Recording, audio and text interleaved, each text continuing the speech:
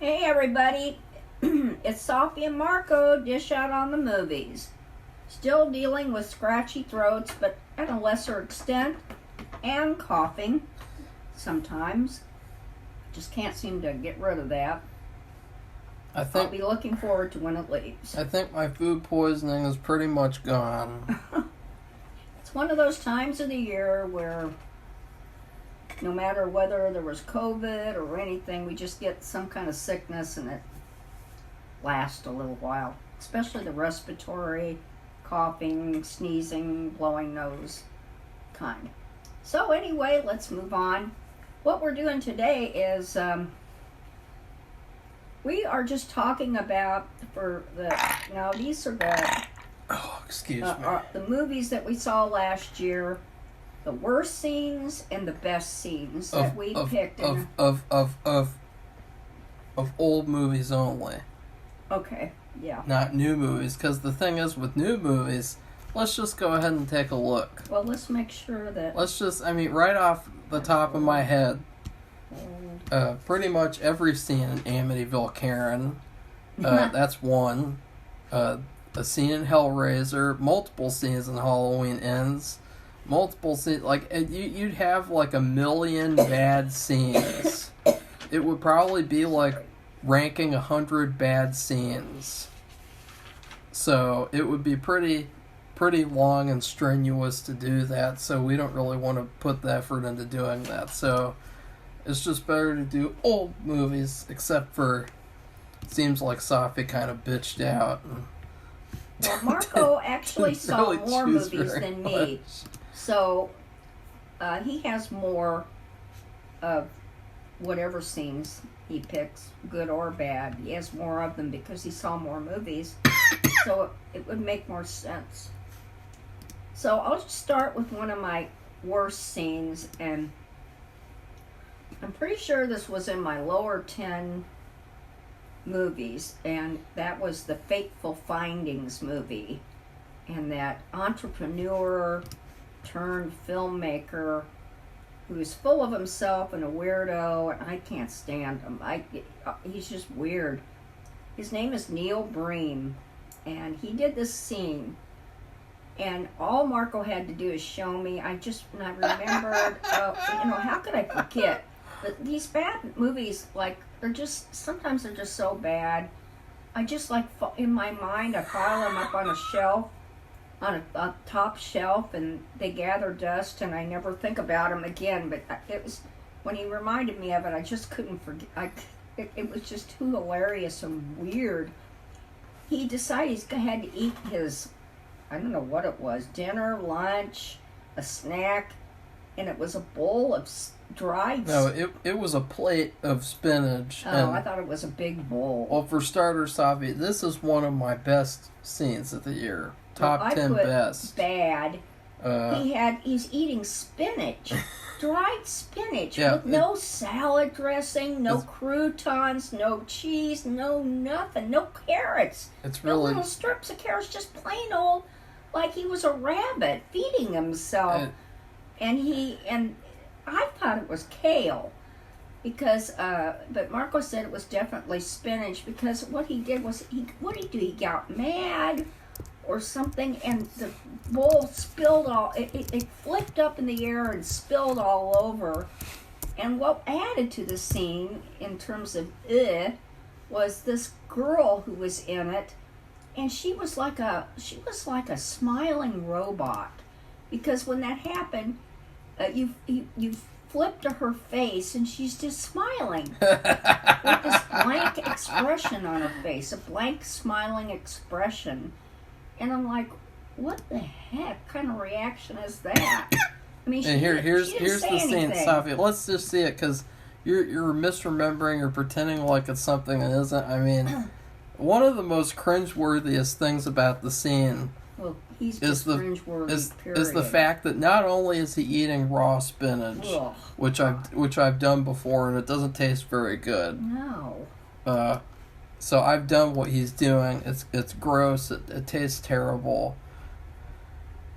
But the shirt that he's choosing to wear is like a teenager shirt from like the 90s or something. Yeah. And it's like this skateboard punk kid shirt, and it's got like the arms cut off so you can see his biceps. His biceps.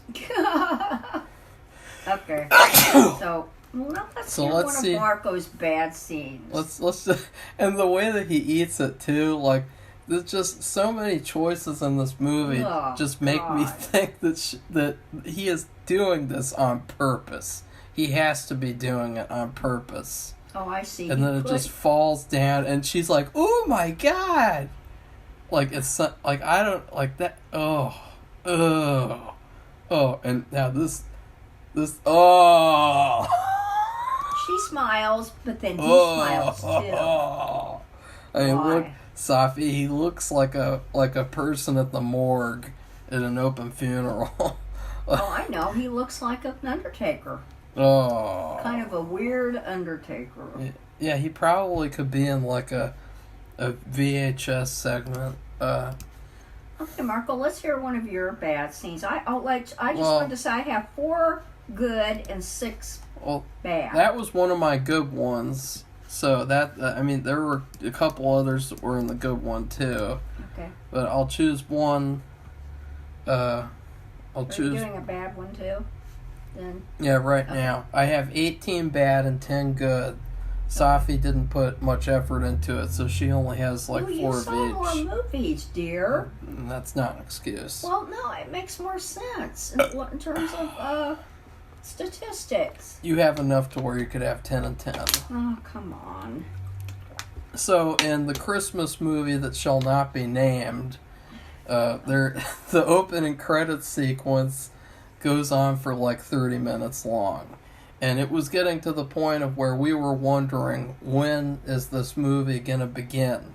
It just kept playing this terrible, awful rap music, if you could even call it rap music. I mean, that rap music is much better than the music that was played in this movie. And the opening credit sequence was just these fat women, and I'm just stating objectively, they're fat.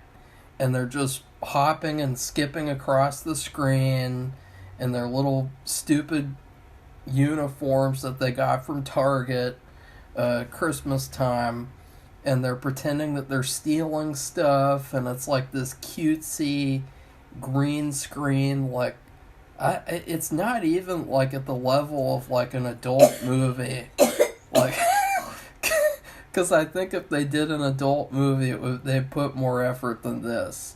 Like, it's not even at the level of, like, children making a movie for their parents or for their class.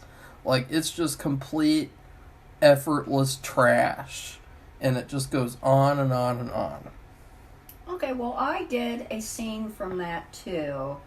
And it was just, their thing was, it was a group of people, men and women, and they were friends, and they would just steal other people's Christmas presents.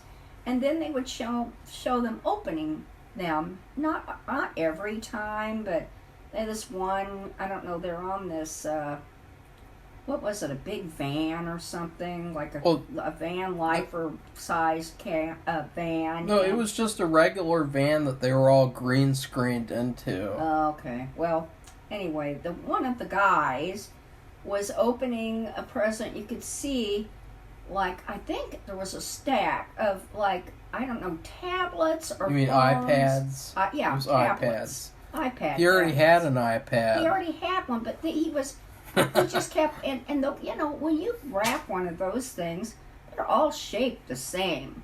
So, I mean, he would know what he would have gotten, and he's got a stack of them, and then he's very disappointed. Like, he's like, oh, another iPad or another,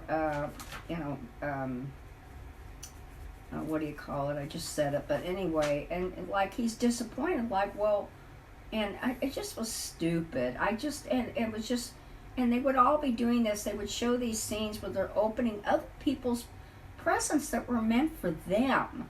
I mean, they would go into their houses or wherever they could find these presents. They're all wrapped real nicely and everything, and they would go on screen and they would open them up, throw the paper everywhere you'd see, And this guy goes, I have like 20 iPads. Like, oh, what are you going to do with 20 iPads? I mean, I was just really queer. So anyway, that was my bad scene from that movie. The whole movie's a piece of trash. Yeah, like, we can't even really consider it a real movie. Yeah. And I have another scene from it where, at the very end, there's this character, and I think she's like the twin sister of the main character. Is that what it was? Oh, she's a twin, but she's her sister. Or it could be a fraternal twin.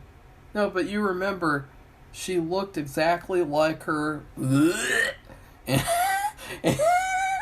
movies like that, I just file them away. But she had blonde hair, and she called herself Champagne. And so then she had this terrible music video where she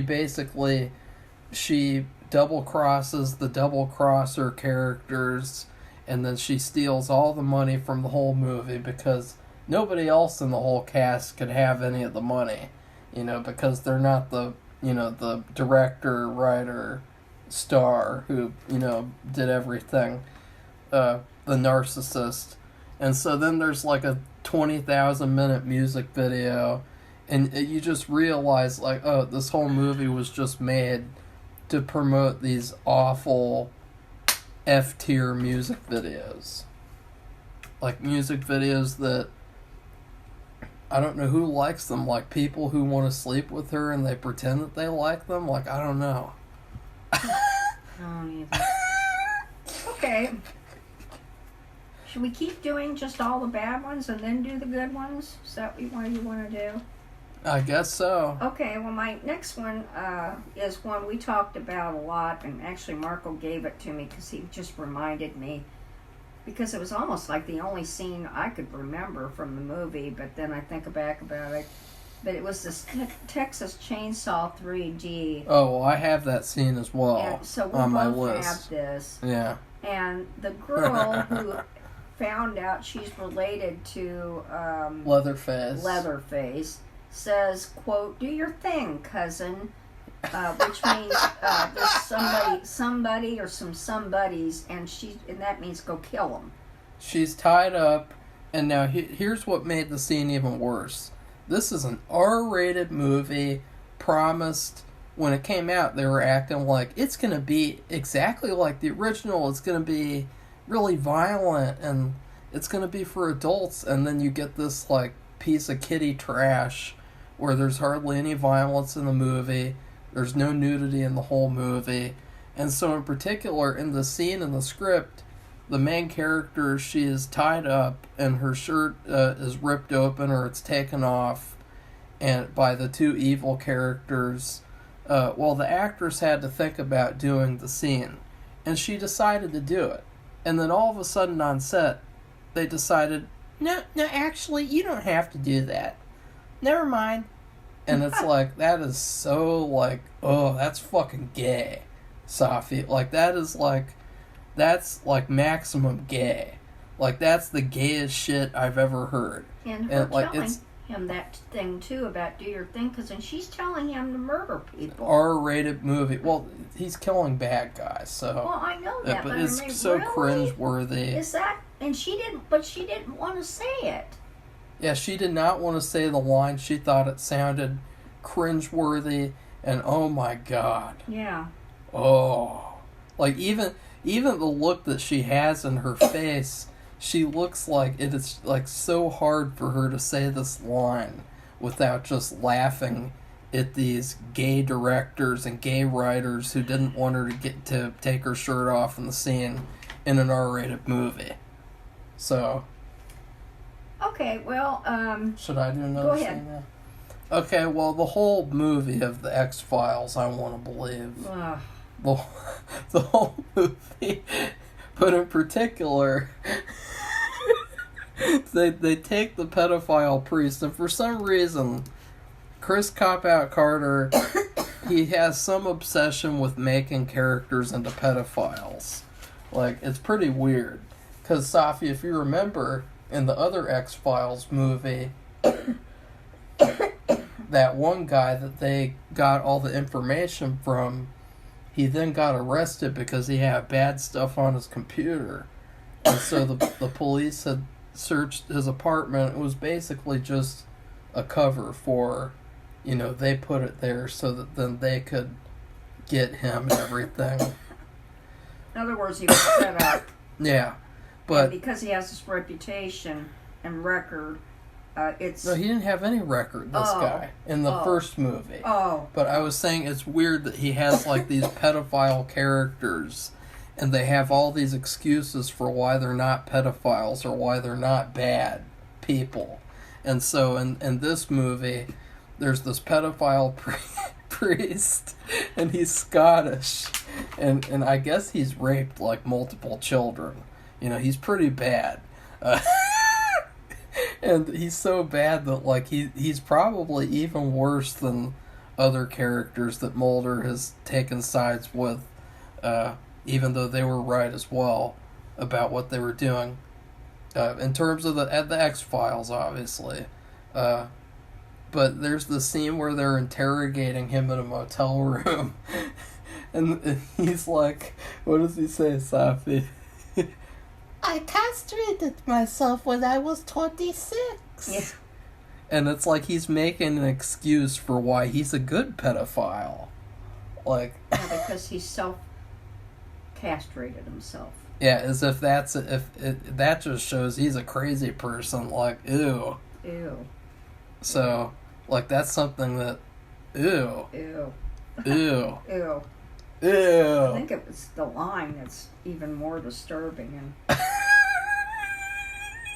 Anyway. And they just keep on, like, they're interrogating him, and it's like... It's just such an awkward scene, because it's like, this is not what we wanted from the X-Files movie. This is... We don't care about this pedo character at all. He's not likable, he's annoying, he's boring, everything. It just, the whole movie's terrible. So yeah, it was awful. So anyway, my next bad one is in the movie Unlucky Charms, which was a full moon movie. And I ranked it pretty low, but not real low, because I kind of liked some of the leprechaun character, and it was an interesting idea. I forgot to put that movie on my list, by the way. That's too bad. Which, I did forget to put a couple on my list, so... But anyway, the very beginning, they have this real nice park, and these kids, and they have this one little girl, she's a real pretty little blonde girl, and they have this leprechaun, and he looks like a leprechaun.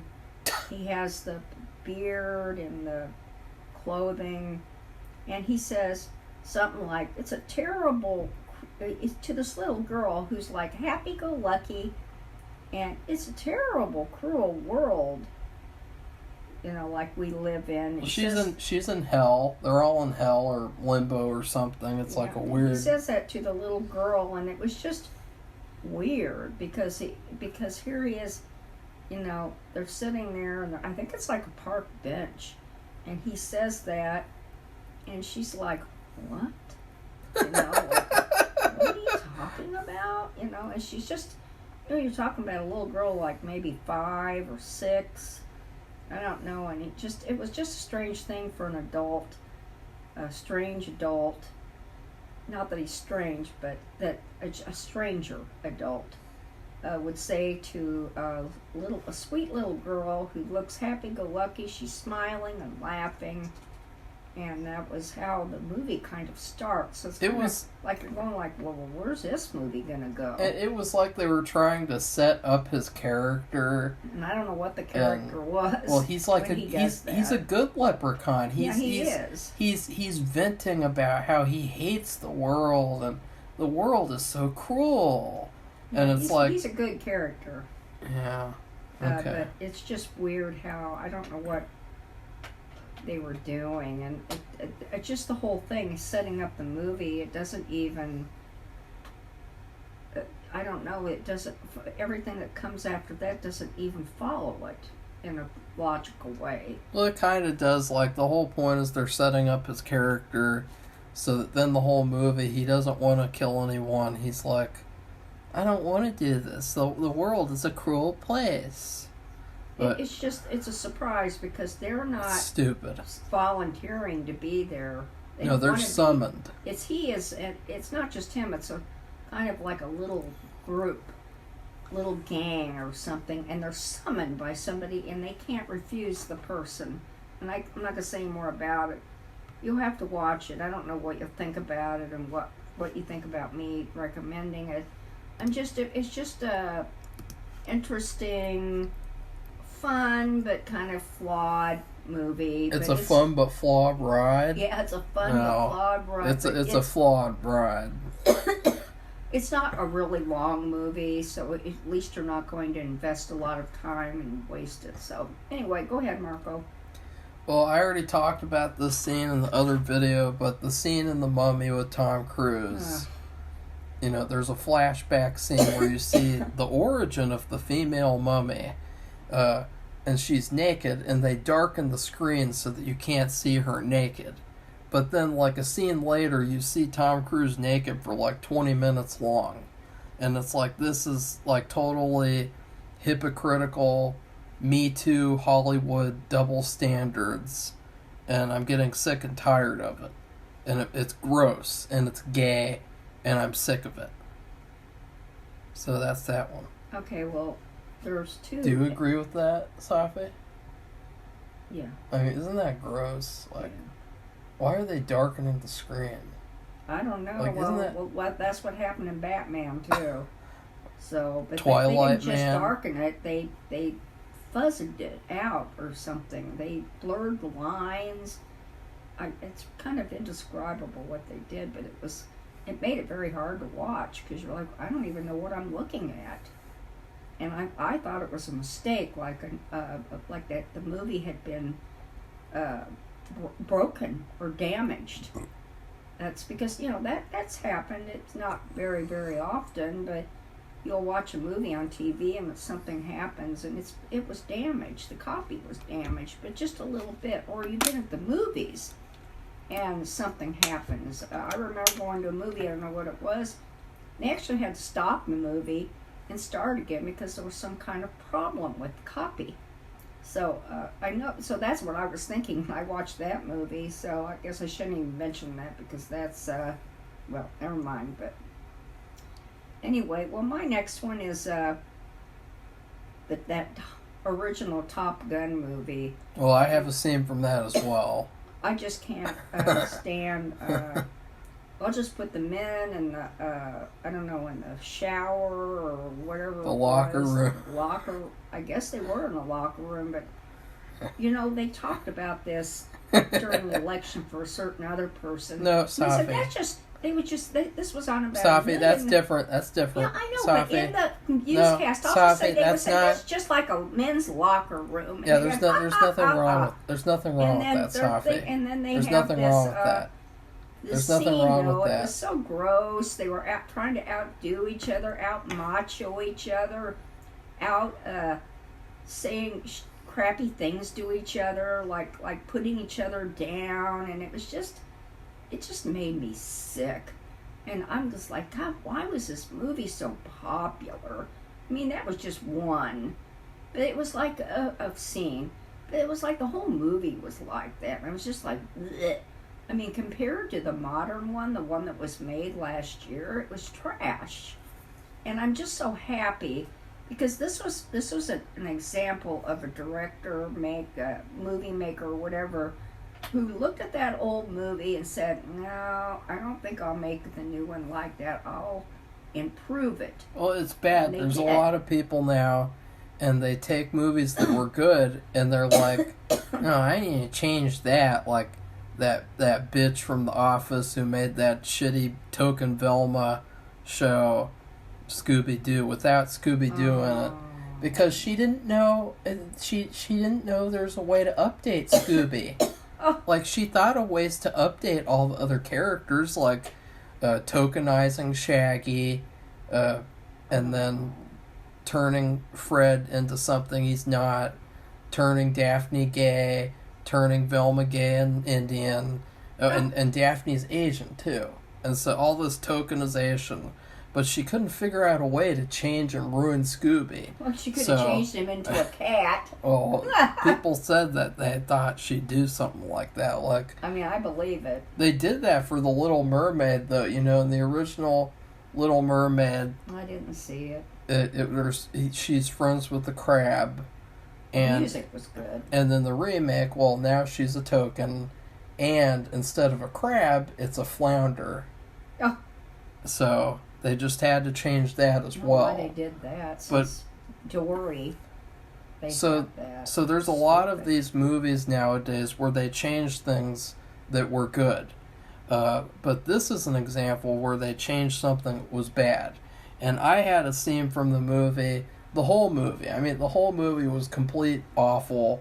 I give it a 0 out of 10. I think it's one of the worst movies ever made. Very overrated. I'd never watch it again, even if somebody tried to force me. But they had a sex scene with the main characters, and it was probably like one of the worst sex scenes ever filmed. It was like just the worst. It was so gay, and the music was terrible and cringeworthy and gay, and just the way it was filmed was gay, and it was just so gay. You should not do that. Well, Safi, it was horrible. It's like say that. It's like did who filmed this scene? Like just somebody who's just completely inept. It's like they never shot a sex scene before, so they wanted to add like their own style to it because they think that they're so much better than like other people who have shot sex scenes in movies before. And it's like what even happens? Like it's like just like their silhouettes, like it's a noir. You remember when they said Fargo season 4 sucks because it's a noir? Like that makes it okay. No. Remember that? Yeah, and that's bullshit. We'll move on. Okay, my next one. Oh no, it's your turn. No, you just did it. Yeah. Okay, my next one. I think that Reflecting Skin, but is that a 2022? No, that's 1990. I have scenes from that as well. 1990? I have scenes from that as well. Okay, well the whole movie. The part where they made the frog explode. That's why I put it near the bottom.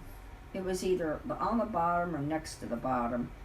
I just thought that was the grossest thing. That didn't turn me on. I don't know what that was supposed to prove. I don't know if they wanted that, Safi. I wish they could have done something else. If they were going to show, the whole movie, they needed to.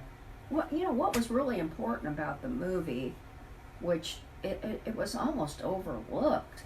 It was like there's 3 or 4 guys roaming the countryside, picking up kids and killing them.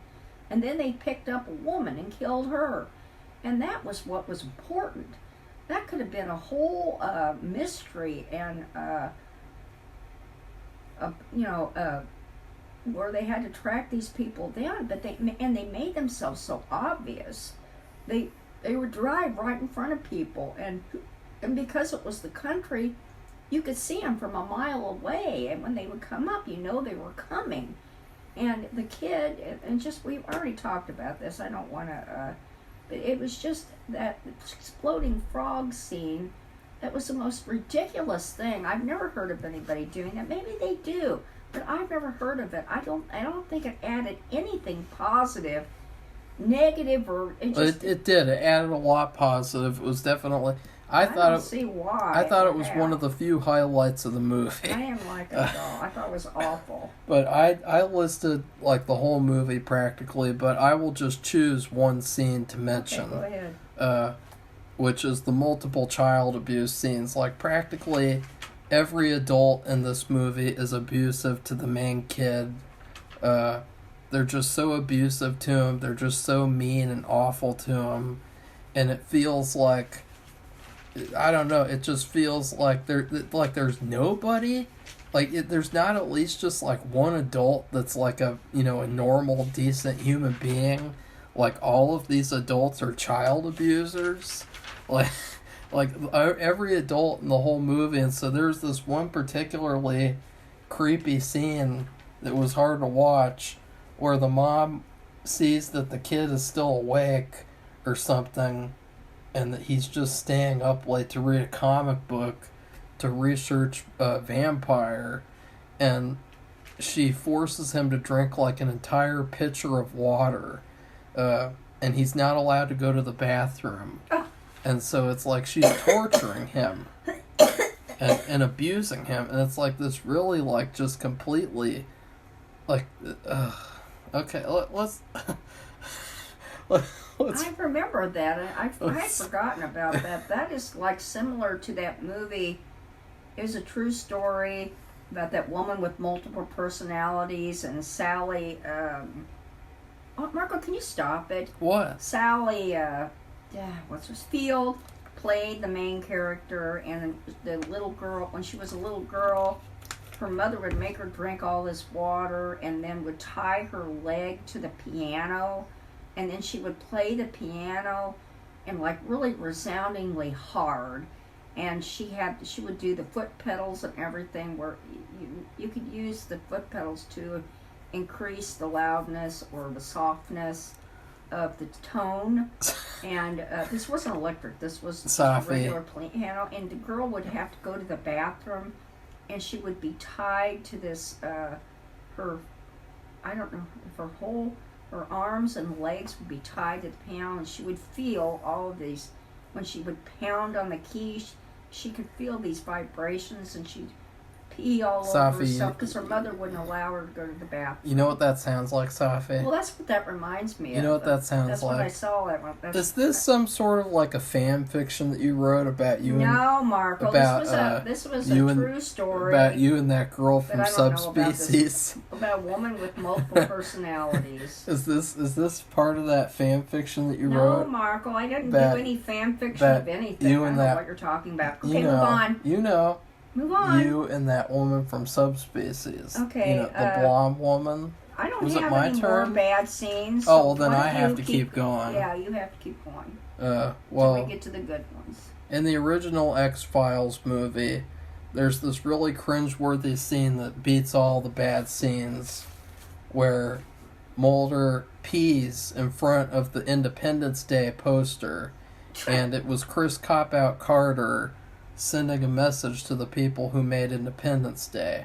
And to me, that's like the most embarrassing thing ever, because the X-Files is so like this movie. It's so inferior to Independence Day. It's not even funny. So that was just like laughable that like he's peeing in front of a Better Movies poster. And then in Monsters Ball, there's a scene where the death row inmate is drawing this terrible picture for Heath Ledger, and he's like, "I'm doing a self-portrait for you." And it's this terrible, like... It's not a self-portrait. I mean, not a self-portrait, a portrait. And it's like this terrible, like, scribble. It looks like a little child drew it, you know, because the actor isn't an artist. And so he's just, like, pretending. And so it just looks so terrible. And then Heath Ledger gets it, and he's like, "Wow, that's really good." And it's like, yeah, okay. So then the next one, Christine, at the very end, when that piece of shit jock and the piece of shit girl traitor and then the detective are all standing together, and the detective says, "Some people were always evil. In the car, you know, maybe that guy, he was always evil, and the car just brought it out of him." And it's like, this is a character that we were rooting for the whole movie, and we liked him, and he was supposed to be a protagonist, and we wanted him to get rid of the car. And then at the end, he's like, no, it's like, no, he's evil. Like, fuck you. So what's your good scene, Safi? Are you done with the bad scenes? Well, yeah, the ones that you can listen to. I'll have to finish them when we leave. That's right. Okay, well, it was just that first scene from Doll Man. That's the one, it's a full moon movie. Well, that wasn't the first scene of the movie. It wasn't, no, it was the first scene in which you could see that the Doll Man was so small in comparison. It was almost like shocking and a surprise. He was like a little action figure that you would play with, and all the Earth humans were regular sized. And so when you saw them before in space, he was chasing, like I had already talked about, he chased a bad alien, because they were both aliens actually, and they crash landed on Earth. You think they're normal size because of the way they have the photography.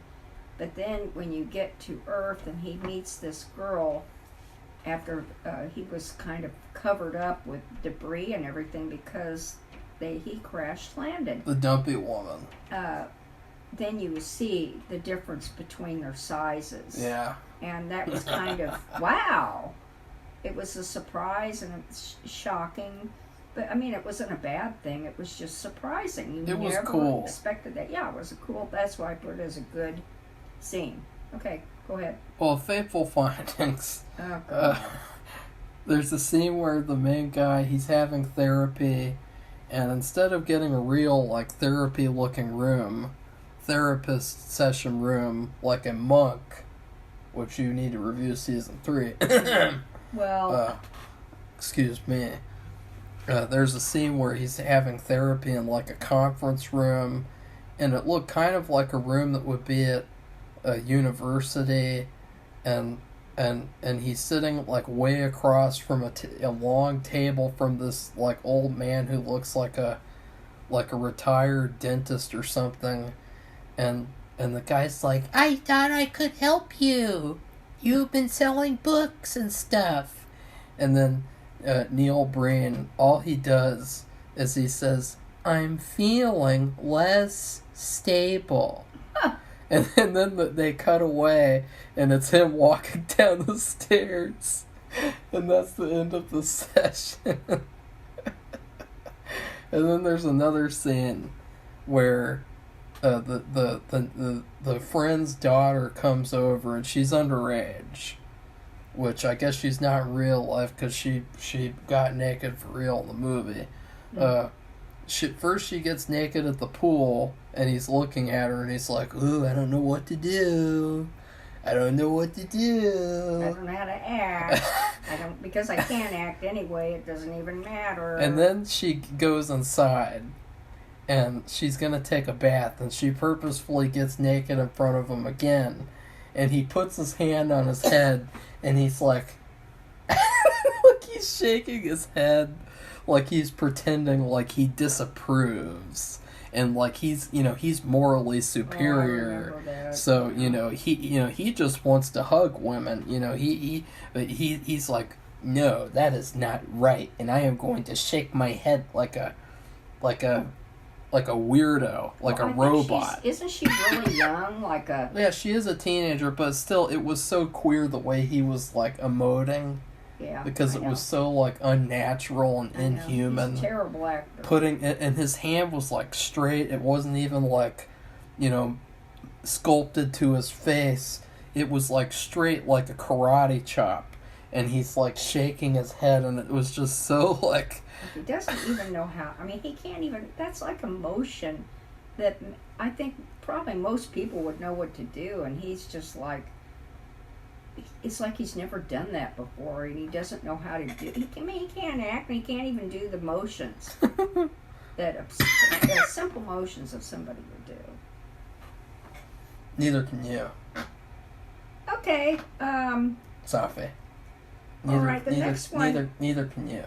The next one comes from a movie that we saw called Tales of Erotica / Forbidden Adventures. I have one for that too. Anyway, is it the same one as me?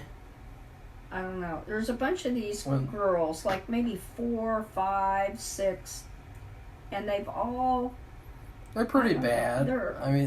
Some of them are pretty bad. I mean, there's a couple, and they're good. They didn't do anything wrong, but then there's a couple, and it's like, yeah, they're kind of like morally corrupt. They're having sex with different people and pretending like they didn't. I don't know, pretending like they're their wives or something, and they deceive them, and then they get caught.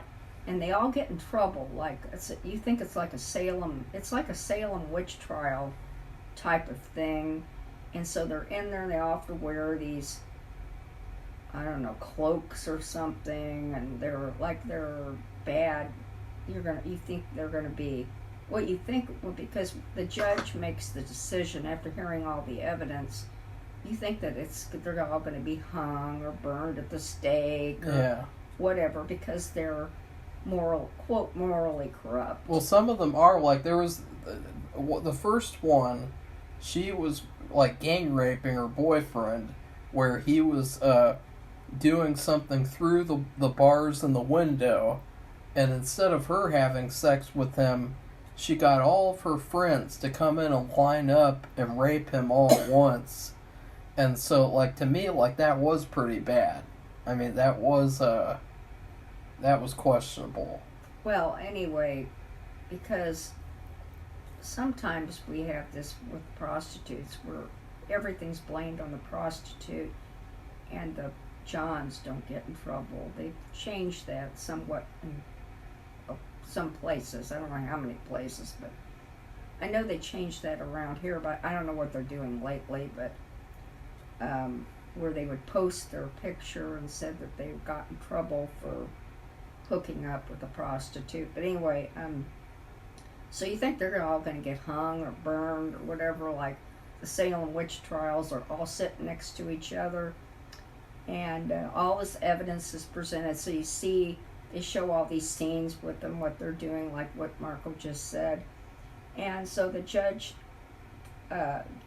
puts the punishment down, and instead of the women getting into trouble, all the men that they fooled, messed with, I don't know what the proper word would be, they get in trouble instead. And I thought that was a big surprise. It was a good twist. It was a good twist, and all the girls were like, "Oh, wow, really?" And then that I just thought that was an interesting scene. It was a surprise, and it was a nice surprise, and it was kind of funny because you just don't expect that at all. In fact, instead of it being a serious, kind of depressing movie where women are going to get burned at the stake and killed for nothing, basically. I mean, if it's a felony or if it's something where they could pay a fine and go to jail for a week or for a day, but you know what's happened in the past to people who were called witches, and so I was just glad it kind of turned a little. It was kind of comical and unbelievable, because I don't think the judge, especially back in the older days, in the past, would have been so forgiving or generous. the first woman, I think she probably should have been put in prison or something for what she did. And then, too, you forgot the fact that he fell. He fell from the window, and then he like broke all the bones in his body. So, she deserved it. Like, he didn't deserve to be punished for anything. It was an okay movie. It really wasn't too bad. It was pretty good. It wasn't what we wanted from a full moon movie. It didn't. Well, when you're thinking about full moon movies, you're thinking about Puppet Master or movies that are horror related. You don't think about this movie. I don't even know how to describe it. It's just in terms of what, like, I guess it would be kind of. Do you know what it says about? Like, is it called a comedy or? Yes, Safi. It's a comedy. There's no such thing as a sexual comedy. Oh, okay. Comedy is a comedy. I don't know, but anyway, maybe for boomers they would call something a sexual comedy, but for normal people it would just be a comedy. It isn't what we expected at all. Yeah. And but anyway, it was fine, and it was another one of those movies. It's not a real slam dunk kind of movie, but it's still kind of funny, pleasant. It's not real long. You can't, everything, when you watch movies, it isn't all about the most touted, is that the right word, one the most publicized one, the one that's given the most money, like these Marvel movies or whatever. And sometimes these little movies, they're not really outstanding, but they're just kind of fun and like having a cupcake for a snack or something. That's kind of like what it is. So, go ahead, Marco. Well, that was my scene for that movie. So then, the last scene that you can hear, without spoilers, is a scene in the Dream Team. I thought it was good when Christopher Lloyd saw his family again. That was a good scene. So that was one of the better scenes of the year because it was unexpected. There was lots of unexpected scenes in that movie. It was an unexpected one. And that was good. And in terms of the year, we are going to be doing Best Picture Week again, which will be fun because maybe this year it'll be 5 bad Best Pictures. And then we will also be doing a week where we watch movies where people go on vacation, since last year Safi wouldn't let us go on vacation. And then then we will also be doing a week called Safi is forced to watch blank. What about what my idea about doing? I'm gonna mention that, Oh. Safi. I'm gonna mention that. I'm listing my ideas first because my ideas are superior. And so it'll all culminate in Safi being forced to watch something, and hopefully she doesn't puke again. And then we also came up with a good video idea where, we've been noticing that all the fast food places, their French fries have become terrible. And they all have black spots. Like, it is so gross and disgusting. And there's no it's excuse for it. None. Nobody wants to eat black spots. I don't understand it. Nobody. I just don't. I cook potatoes They're all so the bad. time. And if you see a black spot, you just cut it out. And I don't have black spots in my potatoes. I just don't get that. And I've made them a million times. They're I can so make them in my gross. sleep. They're so gross, and they don't even cook them right anymore too.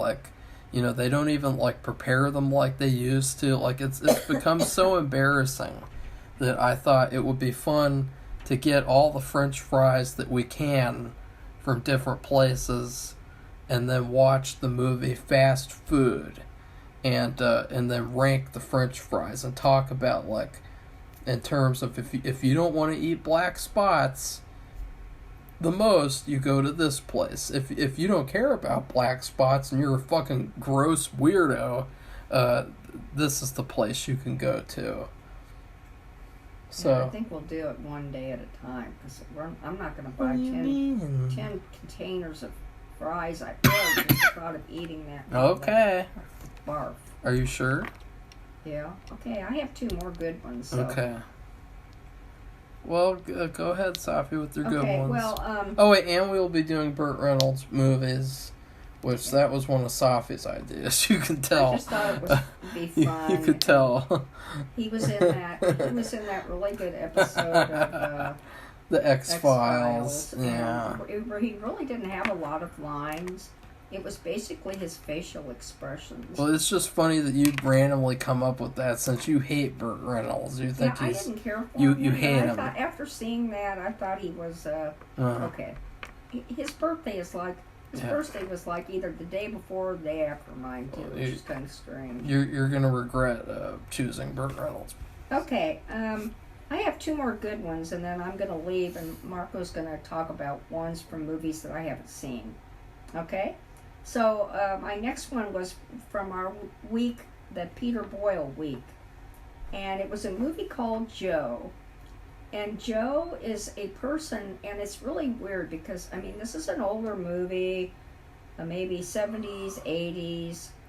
Well, it had to be the 70s because of what they were talking about. Talking about hippies. They talk about people today, but this was he was a people of that. There's people like this from every century, every decade. They're called people who have grievances. And they're just, they just complain. They complain about the government, they complain about everything, and they call them the grievance people.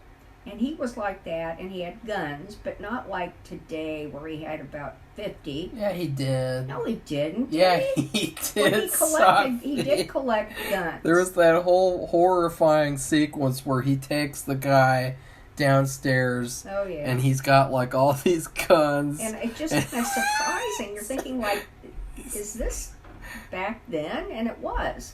Because, this was when you could go anywhere and purchase guns. You didn't have to fill out any paperwork. It's fine to have all those. It's just I don't want Joe to have all those guns in particular. Yeah, especially with somebody who has quote grievances. Because he's evil. I mean, he's a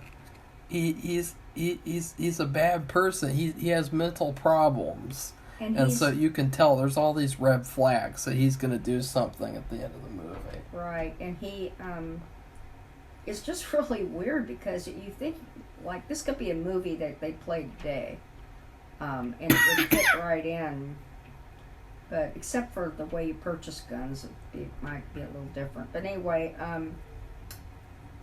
he and his friend or friends go out and they connect up with these young, and these are older men. These are like men in their 40s and 50s, and they connect up with these really young hippie girls. I'll just call them hippie girls. They're kind of like whores, and so then they're very freewheeling. The 68. Well, we call 60s. We call those types of people whores. Well, but that isn't what it was. It was like they called it something different in the 60s. Free love. Well, I call flower power. I call it whores. Well, and so that's what they said. They have sex with Joe and the main guy. Right. And then they get mad because the next day the whores leave them, and they just leave them because they're freewheeling. They just go anywhere, everywhere, and they don't care. They're living a very happy-go-lucky life, and I think they took some of their money too. Didn't they give them some money, and they were not happy about that too? They stole all their stuff. Yeah, and so Joe breaks down.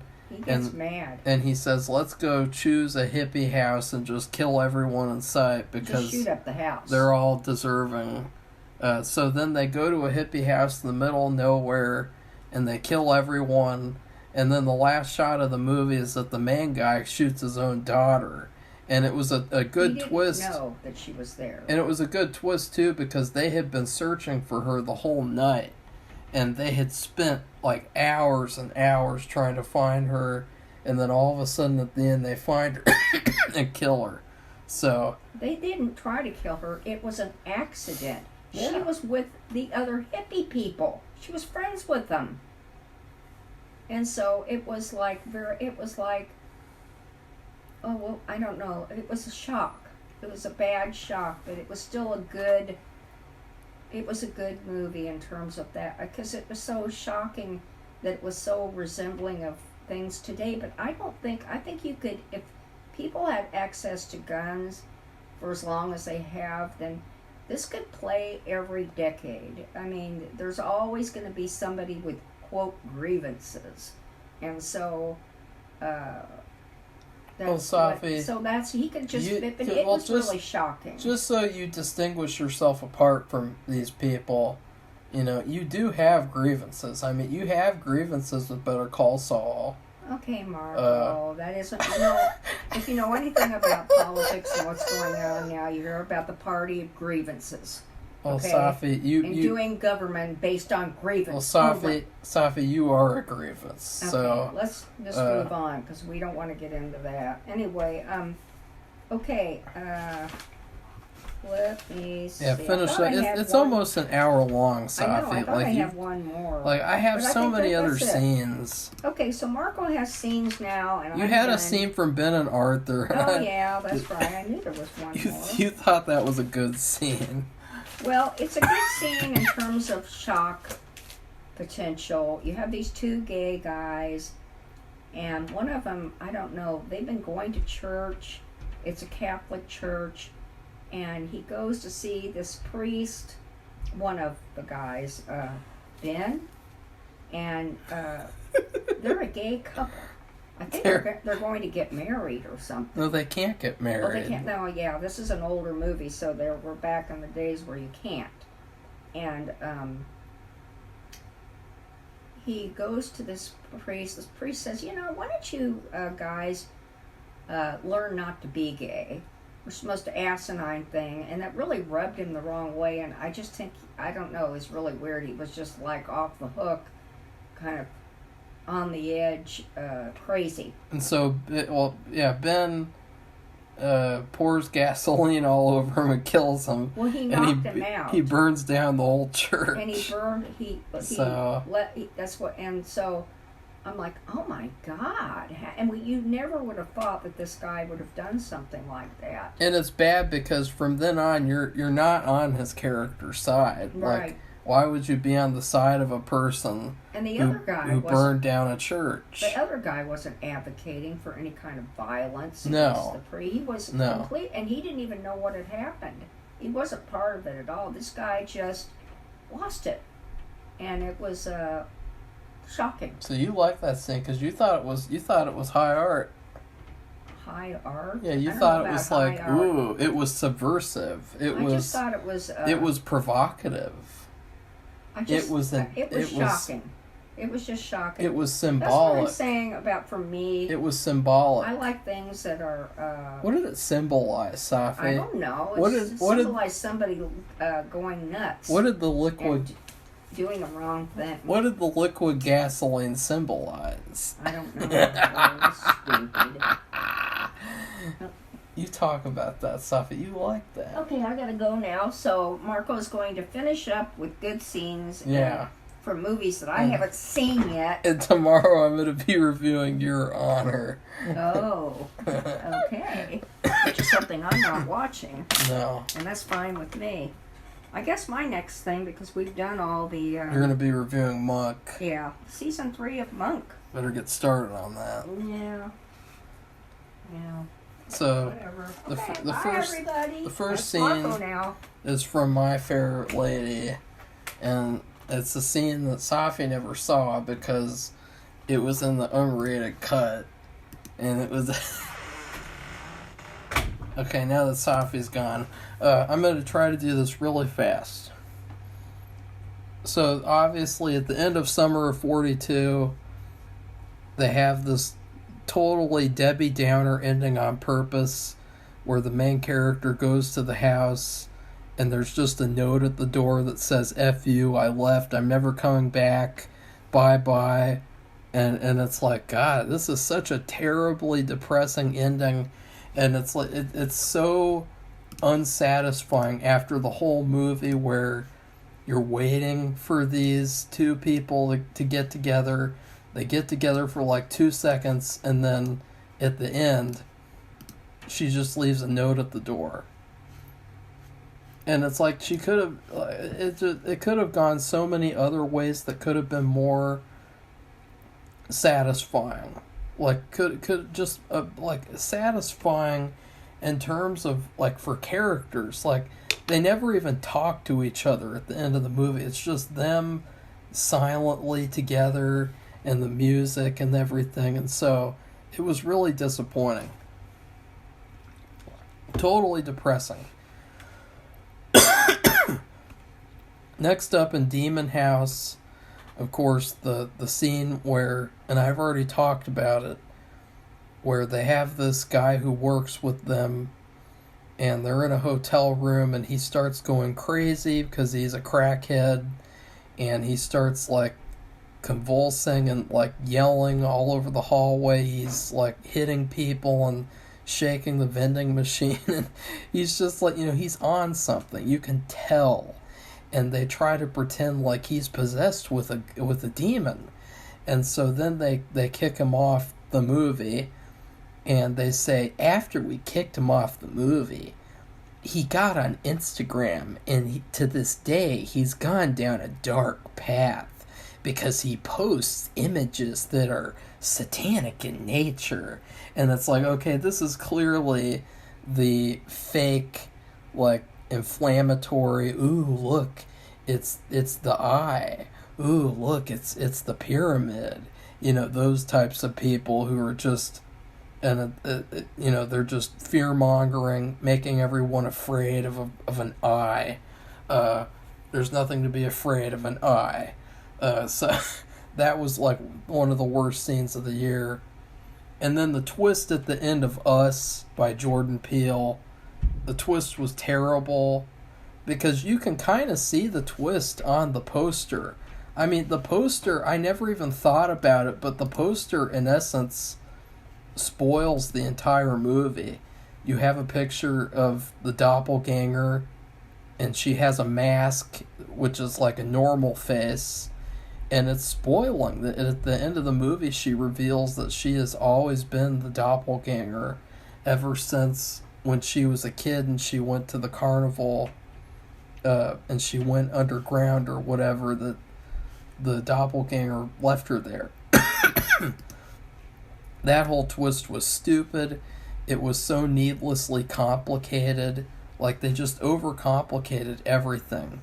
And then the thing at the end with everyone around the world holding hands was queer. So next up is the movie Summertime. I don't know why I watched this movie. God. Oh. I mean, this is like prime old people movies. Like, I don't know who else will watch this. So there's this kid, and he asks Katharine Hepburn for a cigarette, and she resists for like 2 seconds, and then she gives this kid a cigarette, and he starts smoking. And it's like, oh, this is... I don't like this. You know, there's a lot of stuff in old movies that I don't care about, but this is like one of the things where it's like, ugh, that's kind of cringeworthy. That's like, ugh. Especially because she resists at first. And then in The Whales of August, when the women force Vincent Price to leave because this whole, you know, complicated sister relationship, it's really depressing because he reveals that he's homeless and that, you know, he really had nowhere else to go. And so it was this horrible ending for his character. And he was really the best character in the movie. I mean, he did a fantastic job, even though he's really old like them. And then at the end of the movie's called The Whales of August. Well, guess what? The women don't get to see the whales at the end of the movie. They are standing at the beach waiting to see the whales, and they never get to see them. And it's like, God, how depressing did you have to make this movie? Like, how overly... Ugh.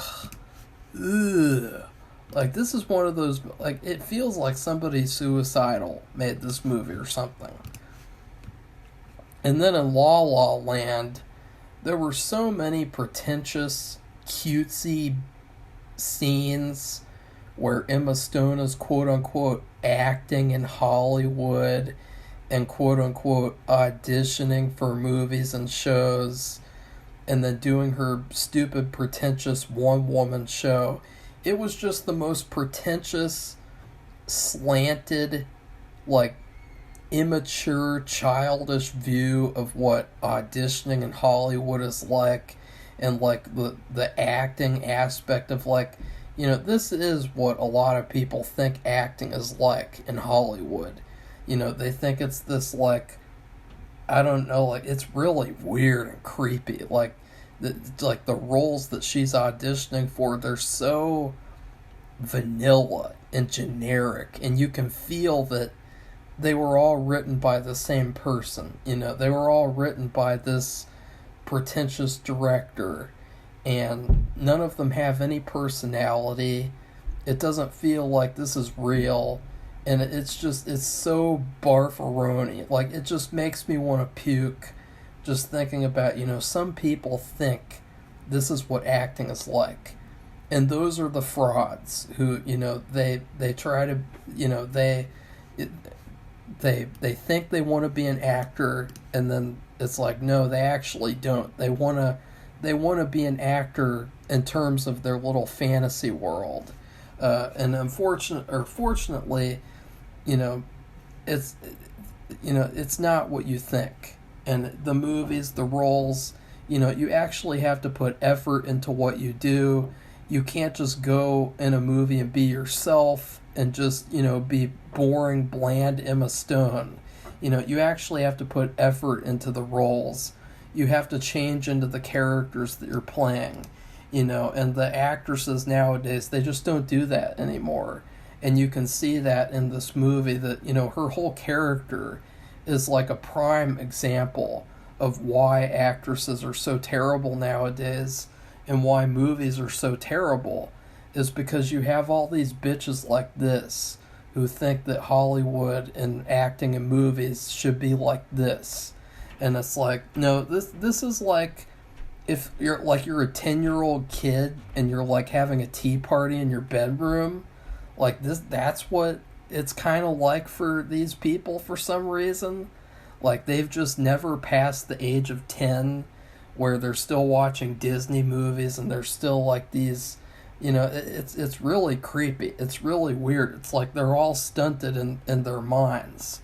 And so like this La La Land movie, it's like it's the perfect portrayal of these emotionally stunted people who just can't grow up, and they've just ruined movies. And obviously in Circle of Two, I didn't even review this movie, but it was a really fantastic movie. There's a scene where the main girl, she is friends with this painter, and they kind of have a little bit of a romantic chemistry, but he is not going to cross the line because, he's a mature adult and she's a teenager, and he's smart enough not to do that. And they just, he paints her, he paints like a portrait of her. She tries to cross the line a couple of times and he rejects her, and they have a really good friendship, relationship. Well, this one day, her ex-boyfriend comes to their place, and he takes her out into the cornfield, and he tries to rape her. And so then this painter stops him and knocks him out and saves her.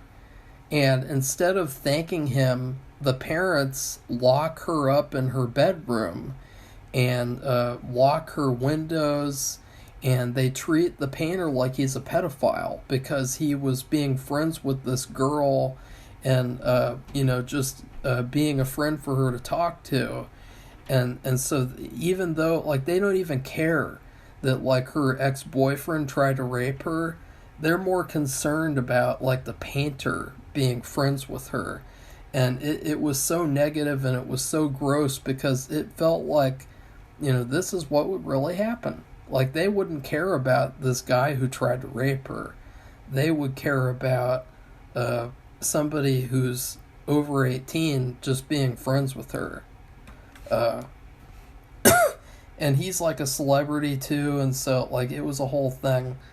And then in Barabbas, one of the worst scenes was when the best friend, he purposefully preaches Christianity to the gladiators just so that he can get caught and executed. And it's like he's trying to make a statement. He's trying to get killed on purpose. And then the rest of the movie, everyone treats Barabbas like he's a bad person for not getting killed with his best friend. And to me, that's just the biggest bunch of bullshit I've ever heard. I'm sorry, but his best friend was an idiot, and he deserved what he got. He wasn't smart, and he wasn't, he just wasn't it was okay, this is not a good reason to be mad at someone, it's just not a good reason. And then finally, Duel in the Sun. There's a scene where the main good guy comes home and he finds the main woman having sex with the bad guy, and he gets mad, rightfully so. And instead of being like, oh, I'm sorry, the main girl gets mad at him for being mad. And she, like, lashes out at him like she has a multi-personality disorder. And she says some weird, shitty, cringe line like, he was gone for a long time, and she was trying not to be the bad girl. And it's like, okay, that's the terrible lines in this movie. And, you know, it was obviously all the horny, cringeworthy workings of the producer guy who just wanted to steal her away in real life. So, you know, it was kind of like him doing it in a movie and then doing it in real life, which is evil all in itself, because it was like the whole movie was like his own little spell, which was creepy. So now for the best scenes. The Kiss of the Vampire, the ending, which I've already talked about, where they do this black magic ritual and they summon all these vampire bats. It's like an army of vampire bats just to kill the main vampires, this like vampire cult. And it is probably like my favorite movie ending in history. It is just so epic. It is so savage, it is so brutal, and it is so good. It's so satisfying too, because the whole movie, this main couple, they're completely like oblivious to what's going on. And then at the end, like, you know, after all this terrible stuff has been done, these people get what they deserve. It's so satisfying. And then Moon, I get the urge to rewatch Moon, even though it's a really depressing movie, and it's hard to watch because it's just so depressing. But the ending of the movie, when the main guy escapes as the people are coming to kill him and the other clone, I thought that the ending was really good, because honestly, for the movie being so depressing, I did not expect for him to escape. And so I was really happy and satisfied when he escaped at the end. It was just unfortunate that we didn't get to see when he gets to Earth what happens then. I did see a clip of what happens in another movie, though, so, you know, I don't really consider that satisfying ending, though. And then another scene in Barabbas was Barabbas fighting Jack Palance. You know, this was an evil, sadistic gladiator character, and he was like a guy that was so insane that he was purposefully signing up to be a gladiator again after he had already been freed, like 3 to 6 times. So he is really, really evil, and he just does not care about life or death. And he's fighting Barabbas, and you think he's going to murder Barabbas. It's going to be really brutal. But Barabbas outsmarts him, and it is just probably one of the coolest fights in movie history. I mean, it's so badass. It's so cool. It's all practical effects. It's just perfect. It's just absolutely perfect. Another one would be in Topkapi, would be the heist at the end of the movie. You know, I didn't really think that this was one of the best, but I did think it was worth mentioning.